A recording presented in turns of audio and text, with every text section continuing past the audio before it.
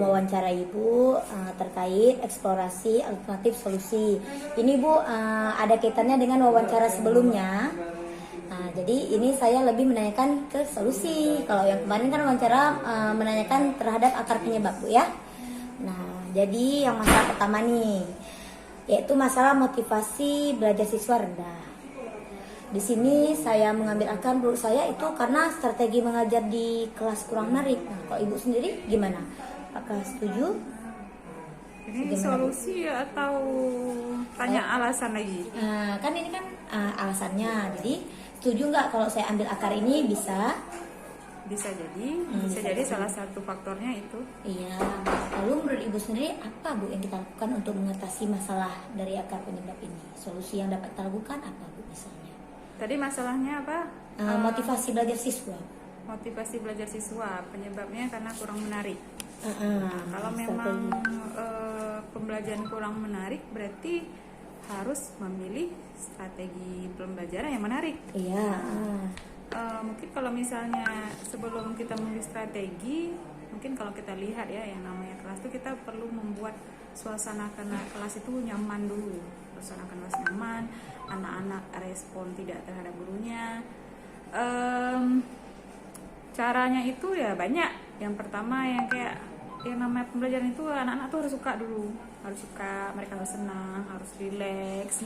Berarti ya buatlah kondisi gimana caranya anak-anak tuh jadi nyaman dulu kondisi belajarnya.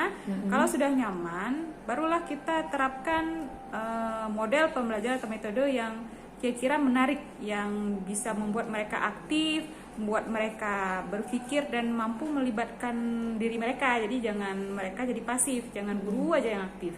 Nah, mungkin salah satunya mungkin kalau saya perhatikan atau pernah saya praktekkan yang membuat anak-anak tuh bisa lebih aktif itu kalau mereka merasa kurang paham, mereka akan lebih paham kalau kita lakukan tutor sebaya.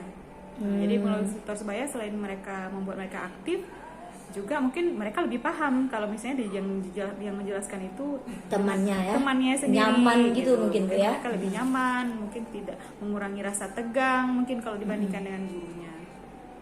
Oh, itulah Bu ya kira-kira solusi yang dapat kita lakukan Bu ya. Nah, lalu Bu, ini masalah kedua Bu, dari baliknya itu tentang rendahnya kemampuan siswa terhadap pemahaman konsep, ini khususnya trigonometri Bu ya, karena sama-sama kita mengajar trigonometri matematika gitu kan. Nah, saya di sini mengambil akar nih sesuai wawancara sebelumnya itu tentang penggunaan media dan alat yang kurang mendukung tuh pada materi tersebut. Nah, Ibu sendiri pernah mengalami hal ini, lalu apa Bu solusi untuk masalah ini kalau Ibu sendiri gimana? Kalau dalam pembelajaran itu mau materi apa saja memang akan memudahkan kita membimbing siswa kalau ada media pembelajaran LKPD ya. Oh, LKPD Bu ya. LKPD, karena kalau melalui LKPD itu istilahnya situ tergantung mungkin metode apa yang kita gunakan. Jadi kita bisa mengarahkan siswa, setidaknya kadang-kadang siswa itu kan buntu. Jadi melalui LKPD itu mereka bisa tahu langkah-langkah apa yang harus dilakukan untuk memahami suatu konsep. Mungkin dalam hal ini yang Bu Sri masuk tentang trigonometri. Iya. Jadi menurut saya sih LKPD itu sangat membantu untuk membuat mereka paham atau menuntun mereka ya, membimbing supaya tercapai itu ya. Apa yang mau dicapai, apa tentang pemahaman perbandingan kah atau apa yang lainnya.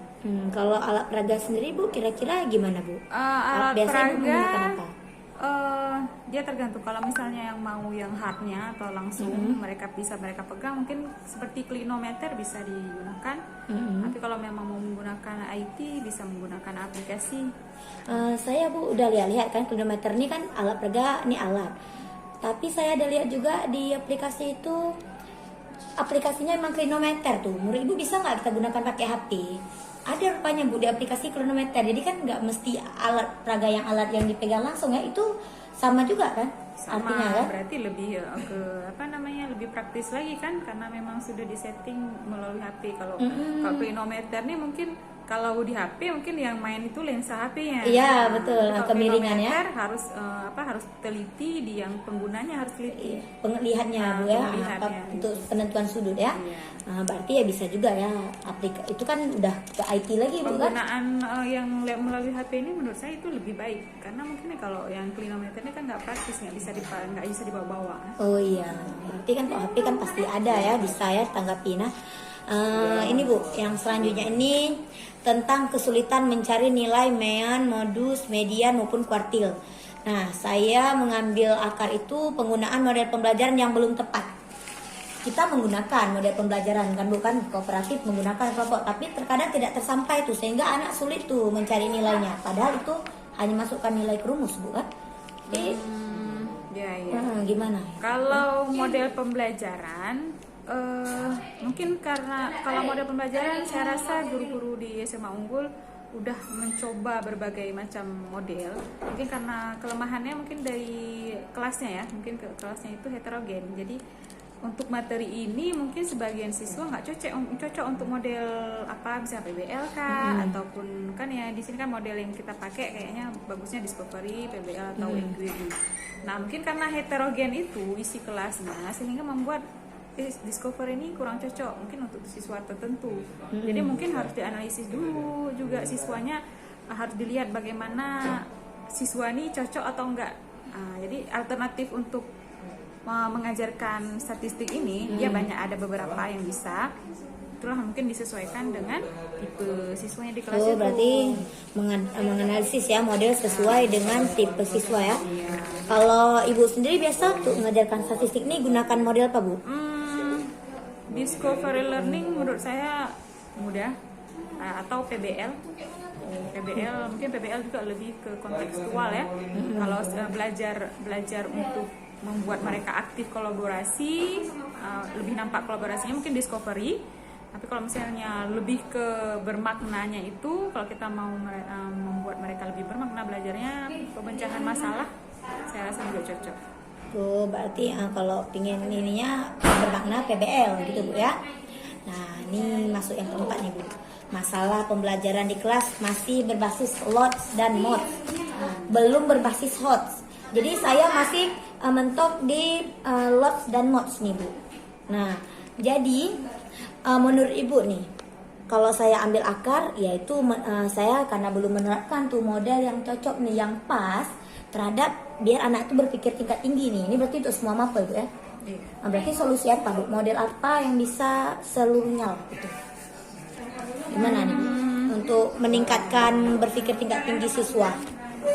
Kalau untuk kalau untuk membuat siswa mau berpikir ataupun berpikir tingkat tinggi, semua model saya rasa bisa. Tapi mungkin di sini kalau kita menggunakan Discovery Learning bisa juga. Nah mungkin di situ kata kuncinya itu ketika kan di Discovery mungkin kan ada tanya jawab ya, tanya jawab. Jadi mungkin pertanyaan yang harus dipertajam yang membuat mereka bisa berpikir. Discovery Learning bisa.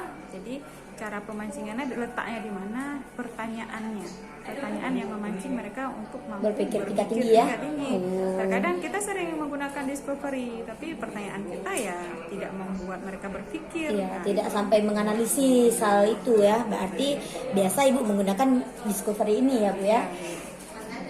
Berarti Discovery bisa digunakan.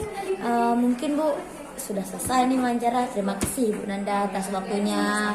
Dalam keadaan sibuk ya, jam mengajar ya, tapi Bu menyempatkan waktu untuk saya wawancarai. Ya, terima kasih ya Bu. Assalamualaikum Bu Nanda.